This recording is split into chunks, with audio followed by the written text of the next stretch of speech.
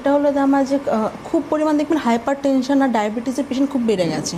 তো chronic kidney disease হওয়ার যে মেইন একটা কারণ, এখন যে বার্নিং কারণ সেটা কিন্তু হাইপার টেনশন রয়েছে, ডায়াবেটিস রয়েছে, কিডনিতে সিস্ট হয়ে যাওয়া রয়েছে, বা আমরা জানি যে পেচ্ছাব আমাদের কিডনিটার ফাংশন কি, কিডনির ফাংশন হলো যে আমাদের বডিতে যে এক্সট্রা ওয়েস্ট প্রোডাক্ট, সে রক্তের যে ওয়েস্ট প্রোডাক্ট সেটাকে বের করে দাও, মানে বজ্র পদার্থটাকে বের করে দাও। বডিতে যেটা আমাদের এক্সট্রা লিকুইড রয়েছে, ফ্লুইড রয়েছে, সেটা মূত্রের মাধ্যমে বের করে দাও, ঠিক আছে, যাতে আমাদের সার্কুলেশনটা প্রপারলি হয়।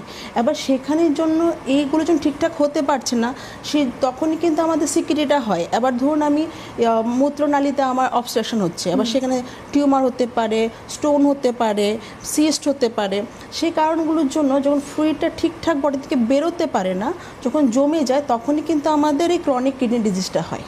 ওকে, তো এই রোগটার পিছনে খানিকটা আমাদের নিজস্ব দোষ আছে, তার মানে জীবনযাপনও একটা কারণ। কারণ হাইপার টেনশন বা সুগারের ক্ষেত্রে বা ডায়াবেটিসের ক্ষেত্রে আমরা তো সতর্ক হই না, আমরা এই রোগটাকে বাড়তে দিই। নিশ্চয়ই প্রথম দিনই এই রোগটা হবে না। আমি ডক্টর খানের কাছে আসবো, যে যেটা ডক্টর রায় বললেন যে হাইপার টেনশন এবং ডায়াবেটিস প্রথম দিনই তো হবে না। আমার শরীরে ডায়াবেটিস বাসা বাঁধলে প্রথম দিনেই হলো না, নিশ্চয়ই এটাকে ফেলে রাখার ফলে এই কারণটা হয়। দেখুন, সিকিডি এটা হচ্ছে একটা প্রোগ্রেসিভ রোগ, ক্রনিক প্রোগ্রেসিভ রোগ। মানে স্লোলি অ্যান্ড গ্র্যাজুয়ালি কিডনি নিজে কাজকর্ম ক্ষমতা নষ্ট করছে। তার পিছনে যে কারণগুলো যেটা ম্যাডাম বলেন, ডায়াবেটিস বা হাইপার টেনশন, এটা মানুষের শরীরে যখন এই রোগগুলো হয়ে যায়, তো অনেক সময় আমরা দেখি পেশেন্ট মেডিকেশনও নিচ্ছে বা ঠিকঠাক যা যা করা উচিত করছে, কিন্তু তারপরেও কিন্তু মানুষের আনকন্ট্রোল হাইপার টেনশন মানে আনকন্ট্রোল মানে ডায়াবেটিস, যেটা মানে চেষ্টা করার পরেও দেখা যাচ্ছে যে HbA1c সবসময় হাই থাকছে, ফাস্টিং বিপি হাই থাকছে, প্রেশার সবসময় হাই থাকছে। সেখানে দেখা যাচ্ছে যে আমাদের অর্গানসগুলো আছে সেটা খুব তাড়াতাড়ি টার্গেট হয়ে যায়। তো জীবনযাপন অবশ্যই আমাদের কারণ, এর পিছনে একটা লাইফস্টাইল আমাদের কারণ রয়েছে।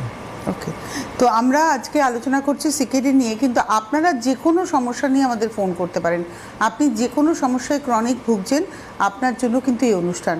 কারণ বেদজ্ঞান ভারতীয় আয়ুর্বেদ নিয়ে কাজ করেন, এবং আমরা বারবারই আলোচনা করি যে আয়ুর্বেদিক একটা চিকিৎসা পদ্ধতি, আয়ুর্বেদিক একটা চিকিৎসা পদ্ধতি, সেই পদ্ধতি অবলম্বন করে আপনি সুস্থ থাকতে পারেন। টেলিফোন নাম্বার যাচ্ছে, সরাসরি কথা বলার নাম্বারে আপনারা ফোন করতে পারেন। ডক্টর রায়, ডক্টর খান রয়েছেন, আপনাদের সুন্দর করে তারা গাইড করে দেবেন। এর বাইরে হেল্পলাইন নাম্বার যেটা রয়েছে, যে দুটো নাম্বার রয়েছে, আপনারা সেই নাম্বার দুটো নোট করে নেবেন, কারণ ওই নাম্বারই আপনাকে আলটিমেটলি অ্যাপয়েন্টমেন্ট পেতে সাহায্য করবে। তো ডক্টর রায়, আমরা চলে যাব এই রোগের, ধরুন সিকিডির প্রবলেম যদি কারোর হয়, নিশ্চয়ই স্টেজেস আছে। হ্যাঁ, অবশ্যই, কারণ আমরা যেটা স্যার বললেন এখন যে প্রোগ্রেসিভ ডিজিজ, তার মানে কি আমার একটা কন্ডিশন হবে, একটা স্টেজ আছে। যেরকম আমার এসিকিডিতে 5 স্টেজ হয়। এবার প্রথমেই রেনাল ফেলিওরে চলে যায় না, মানে আমার একটা দৈনন্দিন যে আমার কাজটা হচ্ছে, আমার কিডনির কাজ হলো দৈনন্দিন জিনিসটাকে বের করে দেওয়া। এখন যখনই বের করতে পারছে না, তার কিছু সিমটম দেখা যায়, আর্লি সিমটম বা স্টেজ 1 যেগুলো আমরা বলি। ধরুন আমার যে ফ্লুইডটা বেরোতে পারছে না, সেই ফ্লুইডটা আমি শরীরে দেখতে পাবো, বিভিন্ন ধরনের সোয়েলিং। স্টার্টিংয়ে যেটা হচ্ছে, আমাদেরকে বারবার মনে হবে যে ইউরিন হয়, ইউরিনে যাচ্ছি, পরিষ্কারভাবে ইউরিনটা হচ্ছে না, রয়ে যাচ্ছে, বারবার মনে হয় একটু গেলে ভালো হয়, ওরকম একটা টেন্ডেন্সি হবে। তার সঙ্গে যেটা আমাদের থাকে কি, সোয়েলিং হতে থাকে বডিতে। আর সোয়েলিংটা একটা অদ্ভুত ধরনের থাকে, বিশেষ করে যে চোখে আমরা দেখতে পারি, হ্যাঁ, পাফি আইজ হয়ে যায় আমাদের, এই সিমটমটা দেখতে পারি। বা যেহেতু আমাদের বজ্র পদার্থ শরীর থেকে বেরোচ্ছে না, তাহলে বডিতে এক ধরনের ইচিং সৃষ্টি হয়, ড্রাইনেস হয়ে যায়। তার সঙ্গে আমরা দেখতে পাই যে এনিমিয়া হয়ে যায় পেশেন্টের, বিনা কারণ ছাড়া ওয়েট লস হয়ে যাচ্ছে। আমরা এমনিতে ওয়েট লস করতে পারি না, কিন্তু যারা সিকিডির পেশেন্ট, ওরা এমনিতে ওয়েট লস হয়ে যাচ্ছে। তো এইগুলো কিন্তু একদম আর্লি স্টেজে আমরা দেখতে পারি। ওকে, তো আজকে আমরা সিকিডি নিয়ে কথা বলছি। এই মুহূর্তে অনেক বন্ধু হয়তো আছেন, তারা হয়তো এই সিমটমসগুলো নিজেদের শরীরে লক্ষ্য করছেন। যদি সতর্ক হয়ে পড়েন, তাহলে অবশ্যই ফোন করবেন আমাদের এই অনুষ্ঠানে, বা বেদজ্ঞানের আয়ুর্বেদের যে হেল্পলাইন নাম্বার রয়েছে। ডক্টর খানের কাছে এবার আমার প্রশ্ন, যেটা ডক্টর রায় বললেন যে এতগুলো স্টেজেস রয়েছে, তো এক্ষেত্রে মানে সিমটমসের ক্ষেত্রে যেটা উনি বলেন যে ইচিং হতে পারে বা ফুলতে পারে, এর বাইরে মানুষ অ্যালার্ট হবেন কখন?